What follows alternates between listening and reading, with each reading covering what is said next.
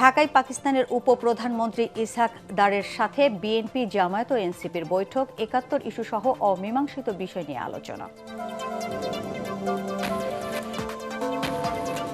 সরকার অনৈতিক কোনো চাপ দিলে পদত্যাগের হুমকি সিএসির। ভোট কেন্দ্র দখলের চেষ্টা করলে নির্বাচন বাতিল। পিআর পদ্ধতি নিয়ে বিতর্ক রাজনৈতিক। সবকিছু নিয়ন্ত্রণ করছে আমলারা, অসহায় উপদেষ্টারা অভিযোগ মির্জা ফখরুলের। কারো ষড়যন্ত্রে নির্বাচন বানচাল হবে না দাবি স্বরাষ্ট্র উপদেষ্টার।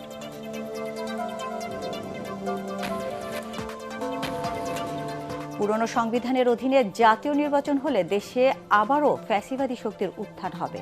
সংবাদ সম্মেলনে এনসিপি নতুন সংবিধানের মাধ্যমে জুলাই সনদ বাস্তবায়নের দাবি।